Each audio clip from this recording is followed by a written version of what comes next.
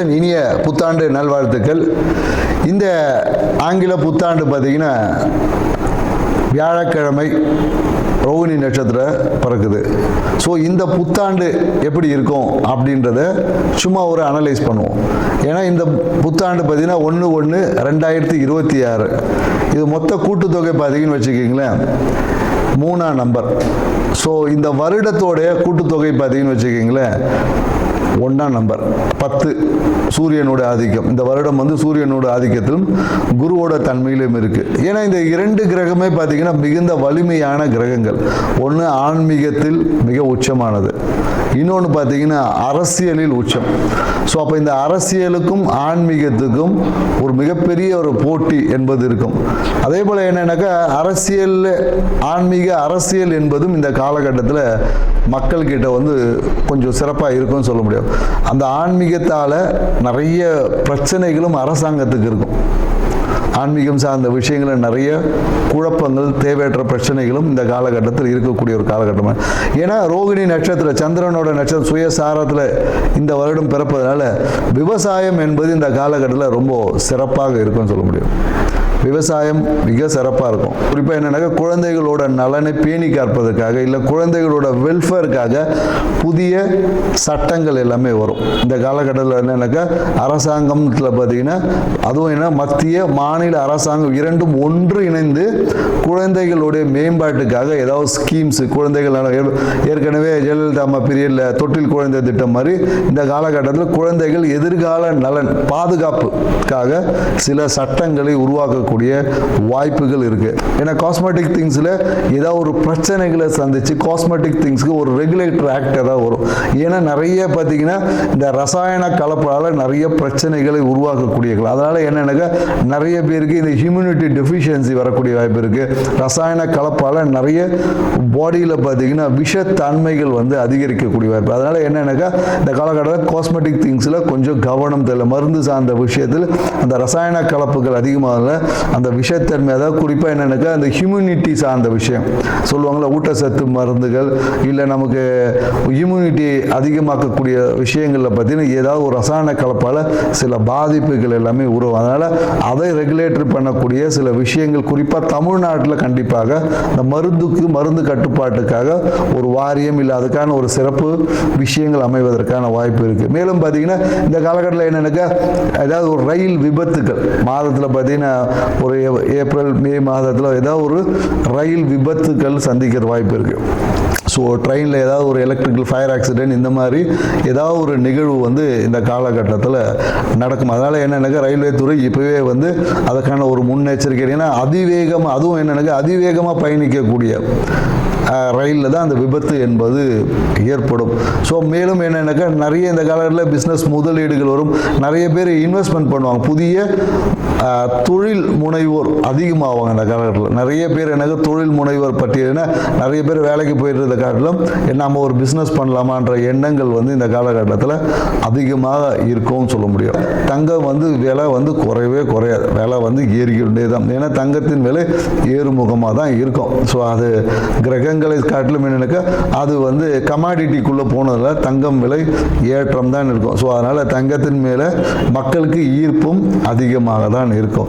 Real estate துறை வந்து கொஞ்சம் நல்லா இருக்கும். ரியல் எஸ்டேட் துறையில் வந்து மத்திய மாநில அரசுகளுமே அதில் இருக்கக்கூடிய அந்த ரெஸ்ட்ரிக்ஷன்ஸை வந்து கொஞ்சம் குறைத்து இந்த கட்டுமான துறை ரியல் எஸ்டேட் துறையில் வந்து ஒரு வளர்ச்சியான ஒரு பாதை என்பது இருக்கும். டெக்னாலஜி வளர வளர அதை அழிக்கக்கூடிய ஆற்றல், அதனால் பிரச்சனைகளை மக்கள் சந்திக்கக்கூடிய விஷயமும் இருக்கும். பிரச்சனையும் இருக்குது டெக்னாலஜியில் பார்த்தீங்கன்னா நிறைய. ஏன்னா இப்போவே பார்த்தீங்கன்னா டெக்னாலஜியில் வந்து ஆதார் கார்டை கொடுத்தா ஆட்டையை போட்டுறாங்களே, அது மாதிரி வந்து வளர்ச்சியும் ஒரு சைடு இருக்கும். அதில் இருக்கக்கூடிய பிரச்சனைகளை கையாளுவதில் அரசாங்கம் வந்து ரொம்ப திணறும். ஸோ அதனால் ஏன்னா நிறைய இந்த ஏடிஎம் கார்டு ஹேக்கிங் இந்த மாதிரியான நிறைய இந்த ஃப்ராடு திங்ஸ் வந்து இன்னும் வளர்ச்சி அடையும். அதை கட்டுப்படுத்துவதற்கு அரசாங்கம் நிறைய ரெகுலேட்டரி போட்டாலும் ஆனால் அந்த விஷயங்களை கட்டுப்படுத்த முடியாமல் அரசில் அரசு சார்ந்த துறை வந்து ஏதாவது ஒரு சுணக்கமான விஷயம் கண்டிப்பாக இருக்கும். ஆண் குழந்தைகளின் பிறப்பு விகிதம் கொஞ்சம் அதிகமாக இருக்கும். ஆண் குழந்தைகள் இந்த வருடத்தில் அதிகமாக பிறப்பாங்க. இந்த புத்தாண்டு என்பது மக்களுக்கு வந்து ஒரு வளர்ச்சியை கொடுத்தாலும் பொருளாதார புழக்கத்தை ஏற்படுத்தினாலும் எல்லாமே கடன் வாங்கி போகக்கூடிய விஷயமா தான் இருக்கு. ஸோ அதனால மக்கள் தங்களுடைய கையிருப்புக்கு ஏற்ற மாதிரி கடன் வாங்கி உங்களுடைய வாழ்க்கையை அமைச்சுக்குங்க. இந்த புத்தாண்டு ஒவ்வொரு ராசிக்கும் என்ன மாதிரியான பலன்களை கொடுக்க போகுதுன்றத ஒவ்வொரு ராசியை போவோம். வாங்க வீடியோக்குள்ள போகலாம். தனுசு ராசி அன்பர்களுக்கு மோசஸின் இனிய ஆங்கில புத்தாண்டு நல்வாழ்த்துக்கள்.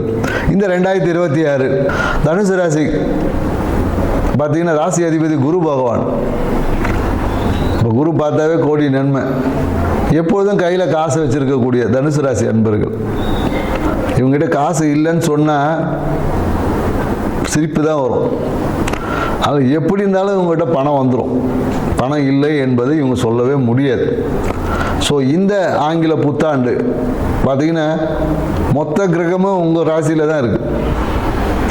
பார்த்தீங்கன்னா செவ்வாய் பகவான் இருக்கார், சூரிய பகவான் இருக்கார், சுக்கிரன் இருக்கார், புதன் இருக்கார், நல்லவன் கெட்டவன் எல்லாரும் இருக்கான்.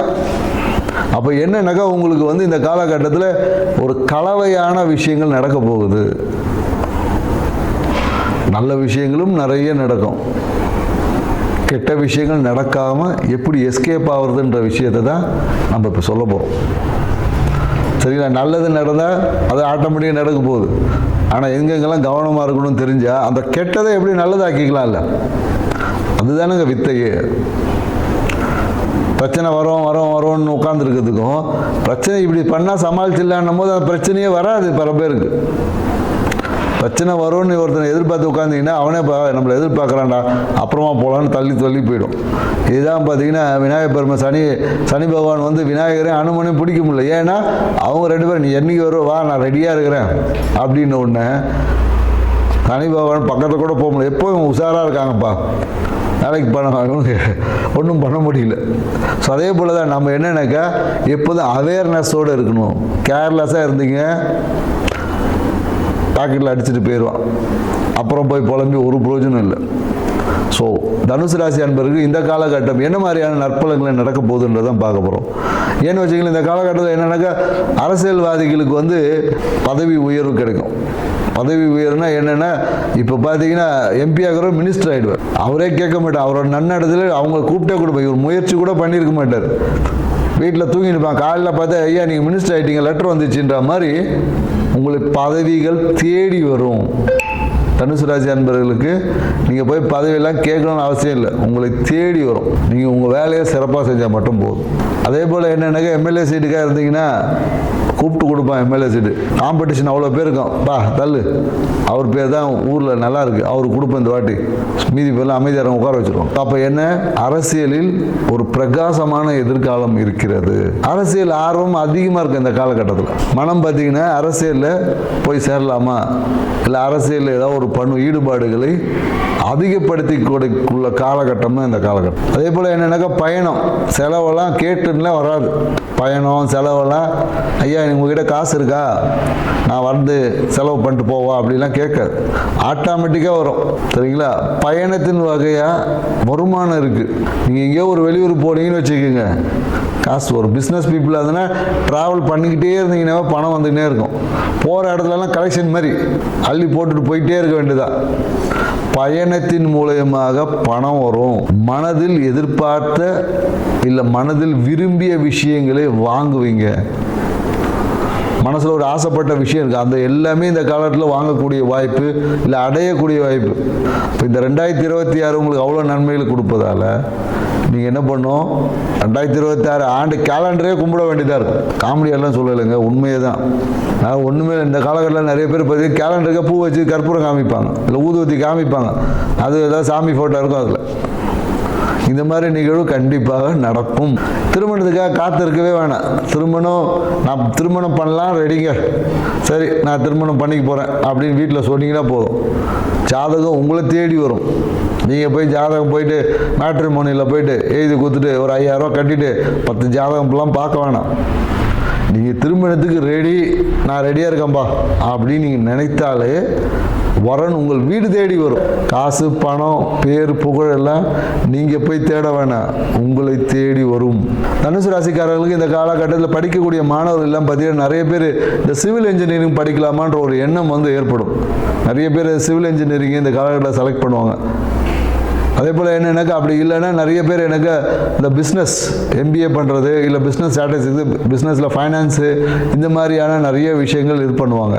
அதே போல் நிறைய பேர் என்னென்னாக்கா இந்த AI பண்ணுறது, ஆர்டிஃபிஷியல் இன்டெலிஜென்ஸ் AI பண்ணுவதில் வந்து ஆர்வங்கள் வந்து அதிகமாக இருக்கும் படிக்கக்கூடிய மாணவர்களுக்கு. ஸோ இதுக்கான வாய்ப்புகள் இருக்கானா தாராளமாக இருக்குது. ஸோ அதனால் என்னென்னாக்கா தனுசு ராசிக்காரர்கள் இந்த ஜூன் மாதத்துக்கு அப்புறமா கொஞ்சம் எல்லா விஷயத்திலும் விழிப்பாக இருந்து செயல்படும். ஏன்னா இந்த மாதத்தின் பாதி மாதம் சிறப்பாக ஓடிட்டு இருக்கும், தொட்டதெல்லாம் தொடங்கும். அதுக்கு அடுத்த மாதம் என்னென்னாக்கா நீங்கள் தூங்கிட்டவங்களை எழுப்பி விழிப்பாக இருக்கணும். எப்படி அந்த பிரகாஷ் ராஜ் ஒரு படத்தில் தண்ணி ஊற்றி அடிப்பாங்க பார்த்தீங்களா, அந்த மாதிரி தெளிவாக இருக்கணும். இல்லைன்னு வச்சுக்கிங்களேன், தெளிவை ஏற்படுத்தக்கூடிய நிகழ்வு எல்லாமே உங்கள் வாழ்க்கையில் நடக்கும். அவ்வளோதான் விஷயம். ஸோ இந்த உணர்வோடு இந்த 2026 கொண்டாடுங்க. வாழ்க்கை சிறப்பாக. நன்றி, வணக்கம்.